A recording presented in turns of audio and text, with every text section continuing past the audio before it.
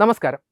മധ്യേഷ്യയിലെ സംഘർഷഭരിതമായ അന്തരീക്ഷത്തിൽ അമേരിക്കയും ഇറാനും തമ്മിൽ നടപ്പിലാക്കിയ വെടിനിർത്തൽ ആഗോളതലത്തിൽ പാകിസ്ഥാന്റെ വലിയ നയതന്ത്ര വിജയമായി പാക് മാധ്യമങ്ങൾ ആഘോഷിക്കുകയാണ്.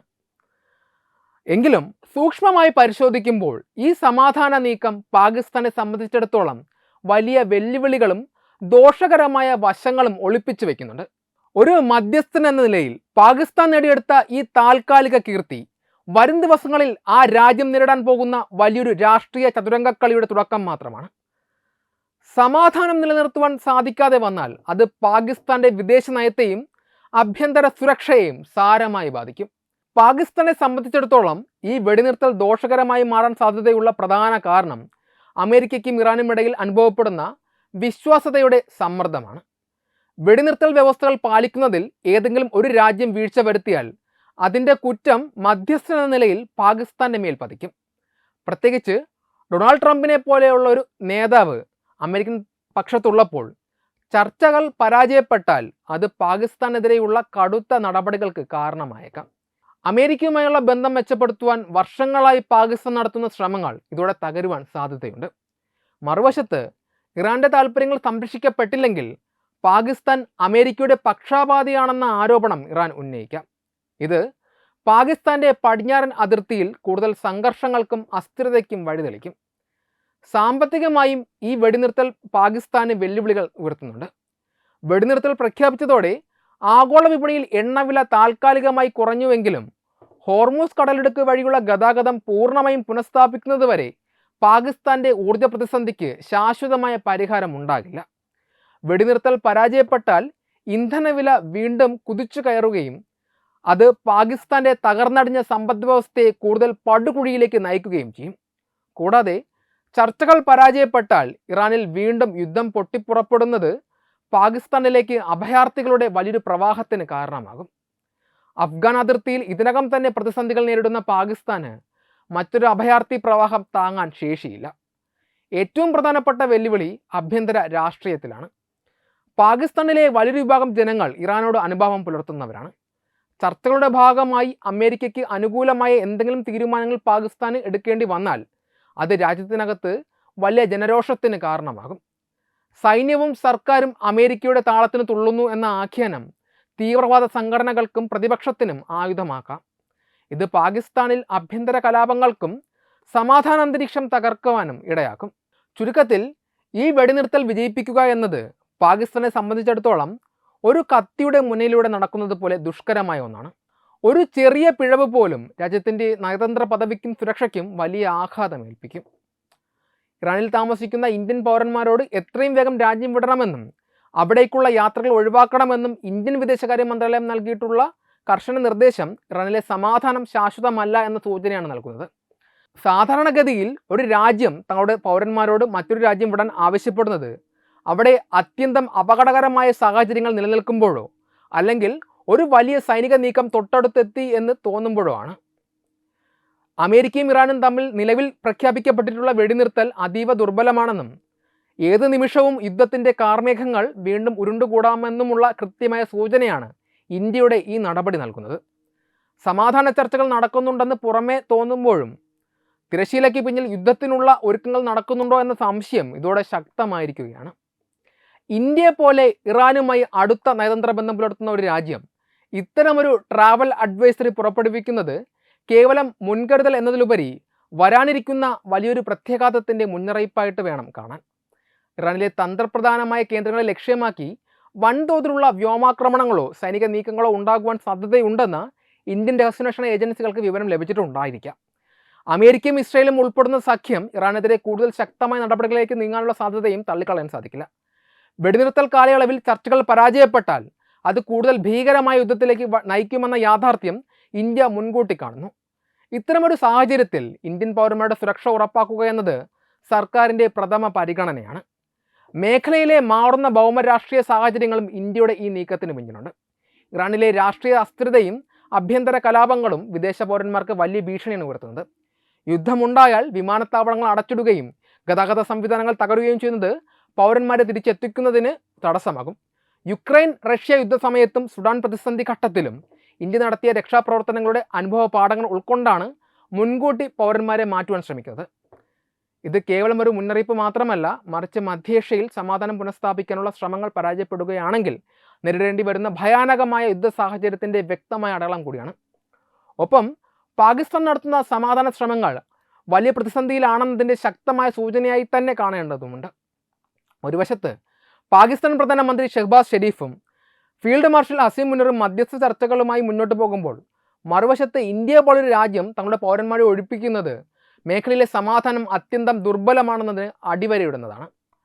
പാകിസ്ഥാൻ പ്രഖ്യാപിച്ച വെടിനിർത്തൽ കേവലം ഒരു താൽക്കാലിക ആശ്വാസം മാത്രമാണെന്നും അതിനു പിന്നിൽ വലിയൊരു യുദ്ധത്തിൻ്റെ ഒരുക്കങ്ങൾ നടക്കുന്നുണ്ടെന്നും ഇന്ത്യ കരുതുന്നുണ്ടാകാം.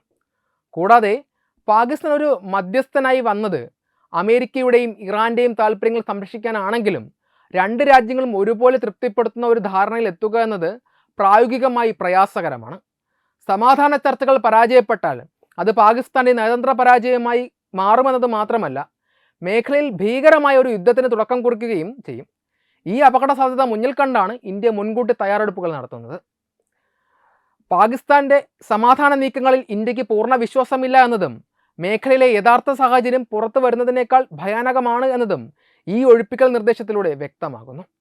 ഇതിനൊക്കെ പുറമെ അമേരിക്ക തയ്യാറാക്കിയ നിബന്ധനകൾ പാകിസ്ഥാൻ അതേപടി പകർത്തി അവതരിപ്പിച്ചു എന്ന ആരോപണം പാകിസ്ഥാൻ്റെ നയതന്ത്രപരമായ അന്തസ്സിനെയും ആഭ്യന്തര സുസ്ഥിരതയും വളരെ വലിയ രീതിയിൽ തളർത്തുന്ന ഒന്നാണ്. പാകിസ്ഥാൻ പ്രധാനമന്ത്രി ഷെഹ്ബാസ് ഷെരീഫിൻ്റെ ഔദ്യോഗിക സോഷ്യൽ മീഡിയ പോസ്റ്റിൽ വന്ന പിശക് ഡ്രാഫ്റ്റ് പാകിസ്ഥാൻസ് PM മെസ്സേജ് എന്ന വരിയോടുകൂടി സന്ദേശം പ്രത്യക്ഷപ്പെട്ടത് ഈ സംശയത്തിന് ആക്കം കൂട്ടി. ഇത് കേവലം ഒരു സാങ്കേതിക പിഴവായി കാണുവാൻ പാകിസ്ഥാനിലെ പ്രതിപക്ഷവും അന്താരാഷ്ട്ര നിരീക്ഷകരും തയ്യാറല്ല. ഒരു സ്വതന്ത്ര രാജ്യം എന്ന നിലയിൽ മധ്യസ്ഥത വഹിക്കുന്നതിന് പകരം അമേരിക്ക നൽകിയ തിരക്കഥ അനുസരിച്ച് പ്രവർത്തിക്കുന്ന ഒരു ഉപഗ്രഹം മാത്രമായി പാകിസ്ഥാൻ മാറിയെന്ന പരിഹാസമാണ് ആഗോളതലത്തിൽ ഉയരുന്നത്. ഈ ആരോപണം പാകിസ്ഥാനെ തളർത്തുന്ന പ്രധാന ഘടകം അതിൻ്റെ മധ്യസ്ഥൻ എന്ന പദവിയുടെ വിശ്വാസത്തെ തകർന്നു എന്നതാണ്. ഒരു മധ്യസ്ഥൻ എപ്പോഴും നിഷ്പക്ഷനായിരിക്കണം. എന്നാൽ അമേരിക്ക നൽകിയ സന്ദേശം പാകിസ്ഥാൻ പകർത്തി ഒട്ടിച്ചതാണെന്ന വാർത്ത പരന്നതോടെ ഇറാൻ പാകിസ്ഥാനെ എത്രത്തോളം വിശ്വസിക്കുമെന്ന ചോദ്യം ഉയരുന്നു. ഇറാൻ്റെ താൽപ്പര്യങ്ങൾ സംരക്ഷിക്കുന്നതിന് പകരം അമേരിക്കയുടെ ആജ്ഞകൾ നടപ്പിലാക്കാനാണ് പാകിസ്ഥാൻ ശ്രമിക്കുന്നതെന്ന് ഇറാൻ ഭരണകൂടത്തിന് തോന്നിയാൽ നിലവിലുള്ള വെടിനിർത്തൽ ചർച്ചകൾ അപ്പാടെ തകരുവാൻ ഇത് കാരണമാകും. പാകിസ്ഥാൻ പടുത്തുയർത്തിയ നയതന്ത്ര വിജയത്തിൻ്റെ അടിത്തറ ഇളക്കാൻ ഈ ഒരൊറ്റ സംഭവം മാത്രം മതിയാകും. ആഭ്യന്തരമായി ഷെഹ്ബാസ് ഷെരീഫ് സർക്കാരിന് ഈ ആരോപണം വലിയ തിരിച്ചടിയാണ് നൽകുന്നത്. പാകിസ്ഥാൻ സൈന്യവും സർക്കാരും അമേരിക്കയുടെ താൽപ്പര്യങ്ങൾക്ക് മുന്നിൽ കീഴടങ്ങിയെന്ന ആഖ്യാനം ജനങ്ങൾക്കിടയിൽ വ്യാപിക്കുന്നത് ഭരണകൂടത്തോടുള്ള രോഷം വർദ്ധിപ്പിക്കും. പ്രത്യേകിച്ചും ഇറാനോട് അനുഭാവം പുലർത്തുന്ന വിഭാഗങ്ങൾക്കിടയിൽ ഇത് വലിയ പ്രതിഷേധത്തിന് കാരണമാകും. രാജ്യത്തിൻ്റെ പരമാധികാരം പണയപ്പെടുത്തി എന്ന പ്രതിപക്ഷത്തിൻ്റെ വിമർശനം സർക്കാരിൻ്റെ നിലനിൽപ്പിനെ തന്നെ ബാധിച്ചേക്കാം. സാമ്പത്തിക സഹായത്തിനായി അമേരിക്കയെയും IMFനെയും ആശ്രയിക്കുന്ന പാകിസ്ഥാൻ വാഷിങ്ടണിൻ്റെ സമ്മർദ്ദത്തിന് വഴങ്ങിയാണ് ഇത്തരമൊരു നിലപാടെടുത്തത് എന്ന ധാരണ ആഗോളതലത്തിൽ ഉറപ്പിക്കപ്പെടുകയും ചെയ്തു. കൂടാതെ പാകിസ്ഥാൻ സൈനിക മേധാവി ഫീൽഡ് മാർഷൽ അസീം മുനീറിനും ഈ സാഹചര്യം വലിയ വെല്ലുവിളിയാണ്. സൈന്യം നേരിട്ട് നയതന്ത്ര ചർച്ചകളിൽ ഇടപെടുന്നത് പാകിസ്ഥാനിൽ പതിവാണ് എങ്കിലും അത് അമേരിക്കയുടെ നിർദ്ദേശാനുസരണമാണെന്ന് തോന്നിപ്പിക്കുന്നത് സൈന്യത്തിൻ്റെ പ്രതിച്ഛായയ്ക്ക് മങ്ങലേൽപ്പിക്കാം. ചുരുക്കത്തിൽ ഈ കോപ്പി പേസ്റ്റ് ആരോപണം പാകിസ്ഥാന്റെ നയതന്ത്ര നീക്കങ്ങളെ ഒരു തമാശയായി ചിത്രീകരിക്കുവാൻ ലോകരാഷ്ട്രങ്ങളെ പ്രേരിപ്പിക്കുന്നു. ഇത് ഇസ്ലാമാബാദിൽ നടക്കുന്ന ചർച്ചകളുടെ ഗൗരവം കുറയ്ക്കുകയും പാകിസ്ഥാൻ വെറുമൊരു കവാടം മാത്രമാണെന്നും യഥാർത്ഥ തീരുമാനങ്ങൾ എടുക്കുന്നത് അമേരിക്കയാണ് എന്നുമുള്ള യാഥാർത്ഥ്യം ലോകത്തിന് മുന്നിൽ വെളിപ്പെടുത്തുകയും ചെയ്തു.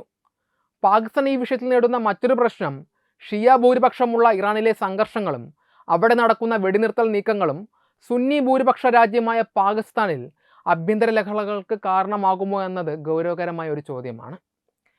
പാകിസ്ഥാനിലെ സങ്കീർണമായ മതപരമായ ഘടനയും ഇറാനുമായുള്ള സാംസ്കാരിക ബന്ധവും പരിഗണിക്കുമ്പോൾ അവിടുത്തെ ഓരോ ചലനവും പാകിസ്ഥാനിൽ പ്രതിഫലിക്കുമെന്നത് ഉറപ്പായ കാര്യമാണ്. 2026 ഫെബ്രുവരിയിൽ ഇറാൻ പരമോന്നത നേതാവ് അയത്തുള്ള അലി ഖമനേയി കൊല്ലപ്പെട്ടതിനെ തുടർന്ന് പാകിസ്ഥാനിലെ കറാച്ചി, ഇസ്ലാമാബാദ് തുടങ്ങിയ നഗരങ്ങളിൽ ഉണ്ടായ വൻ പ്രതിഷേധങ്ങളും ആക്രമണങ്ങളും ഇതിനകം തന്നെ 23ഓളം പേരുടെ ജീവൻ അപഹരിച്ചു കഴിഞ്ഞു. ഈ പശ്ചാത്തലത്തിൽ വെടിനിർത്തൽ ചർച്ചകൾ എങ്ങനെ മുന്നോട്ട് പോകുന്നു എന്നത് പാകിസ്ഥാനിലെ സമാധാനത്തിന് നിർണായകമാണ്. ഒന്നാമതായി, പാകിസ്ഥാൻ നടത്തുന്ന മധ്യസ്ഥത അമേരിക്കയുടെ നിബന്ധനകൾക്ക് അനുസരിച്ചാണെന്നും അത് ഇറാൻ്റെ താൽപ്പര്യങ്ങൾ ബലികഴിച്ചുകൊണ്ടാണെന്നും തോന്നിയാൽ പാകിസ്ഥാനിലെ ഷിയ വിഭാഗം തെരുവിലിറങ്ങുവാൻ സാധ്യതയുണ്ട്. ഇറാനിലെ ആത്മീയ നേതൃത്വത്തോട് വലിയ കൂറ് പുലർത്തുന്ന ഇവർ സ്വന്തം സർക്കാർ അമേരിക്കയുടെ പക്ഷം ചേരുന്നത് ഒരു വഞ്ചനയായിട്ടായിരിക്കും കാണുക. കറാച്ചിയിലെ അമേരിക്കൻ കോൺസുലേറ്റിന് നേരെ നടന്ന ആക്രമണങ്ങൾ ഇതിൻ്റെ സൂചനയാണ്. ഇറാൻ്റെ പക്ഷം ചേരുവാൻ സർക്കാരിന് മേൽ വലിയ തോതിലുള്ള സമ്മർദ്ദം ഈ വിഭാഗങ്ങളിൽ നിന്ന് ഉണ്ടാകാം. രണ്ടാമതായി, പാകിസ്ഥാനിലെ തീവ്ര സുന്നി ഗ്രൂപ്പുകൾക്കും ഇസ്ലാമിക് സ്റ്റേറ്റ് പോലെയുള്ള ഭീകര സംഘടനകൾക്കും ഈ സാഹചര്യം മുതലെടുക്കുവാൻ സാധിക്കും. ഇറാൻ പ്രതിസന്ധിയെ ഒരു ഷിയ സുന്നി സംഘർഷമായി ചിത്രീകരിക്കുവാൻ ഇവർ ശ്രമിച്ചേക്കാം. വെടിനിർത്തൽ ചർച്ചകളുടെ ഭാഗമായി ഇറാനോട് പാകിസ്ഥാൻ മൃദു സമീപനം കാണിക്കുന്നു എന്ന് ആരോപിച്ചുകൊണ്ട് ഈ ഗ്രൂപ്പുകൾ ഷിയ പള്ളികൾക്കും കേന്ദ്രങ്ങൾക്കും നേരെ ആക്രമണം നടത്തുവാൻ സാധ്യതയുണ്ട്. ഇത് രാജ്യത്ത് ഭീകരമായ വർഗീയ കലാപങ്ങൾക്ക് കാരണമായേക്കാം. ഫീൽഡ് മാർഷൽ അസീം മുനീർ ഷിയ മത നേതാക്കളുമായി കൂടിക്കാഴ്ച നടത്തി സമാധാനത്തിന് ആഹ്വാനം ചെയ്തത് ഈ അപകട സാധ്യത മുന്നിൽ കണ്ടുകൊണ്ടാണ്. മൂന്നാമതായി, ഇറാൻ്റെ തകർച്ച പാകിസ്ഥാനിലെ ബലൂചിസ്ഥാൻ മേഖലയിൽ വലിയ അസ്ഥിരതയുണ്ടാക്കും. ഇറാനിൽ നിന്നുള്ള അഭയാർത്ഥി പ്രവാഹവും അതിർത്തിയിലെ കയ്യാങ്കളികളും പാകിസ്ഥാനിലെ ആഭ്യന്തര സുരക്ഷാ സേനയ്ക്ക് താങ്ങാവുന്നതിലും അധികമായിരിക്കും. ആഭ്യന്തരമായ സാമ്പത്തിക പ്രതിസന്ധിയും ഊർജ്ജക്ഷാമവും നിലനിൽക്കുന്ന സാഹചര്യത്തിൽ ഇത്തരം ലഹളകൾ രാജ്യത്തിൻ്റെ നിയന്ത്രണം തന്നെ തെറ്റിച്ചേക്കാം. ചുരുക്കത്തിൽ, ഇറാനിലെ വെടിനിർത്തൽ ചർച്ചകൾ പരാജയപ്പെടുകയോ അല്ലെങ്കിൽ അത് ഏകപക്ഷീയമാണെന്ന് തോന്നുകയോ ചെയ്താൽ പാകിസ്ഥാനിലെ ഷിയ സുന്നി വിഭാഗങ്ങൾ തമ്മിലുള്ള ചേർതിരിവ് കടുത്ത ആഭ്യന്തര ലഹളയായി മാറാനുള്ള സാധ്യത വളരെ കൂടുതലാണ്. വെബ് ഡെസ്ക് തത്വമൈ ന്യൂസ്. HIV അണുബാധ സന്തോഷപൂർണമായ ഒരു ജീവിതത്തിന് തടസ്സമല്ല. HIV അണുബാധയ്ക്ക് ഫലപ്രദമായ ചികിത്സ ഇന്ന് ലഭ്യമാണ്. ഇതിന് യഥാസമയം അണുബാധ കണ്ടെത്തുന്നതും കാലേക്കൂട്ടി ചികിത്സ നടത്തേണ്ടതും അത്യാവശ്യമാണ്. സൗജന്യമായ ചികിത്സയും മാർഗനിർദ്ദേശങ്ങളും സർക്കാർ ആശുപത്രികളിലെ ART അഥവാ ഉഷസ് കേന്ദ്രങ്ങളിൽ ലഭ്യമാണ്. ആരോഗ്യ സംരക്ഷണം ഓരോരുത്തരുടെയും ഉത്തരവാദിത്തമാണ്.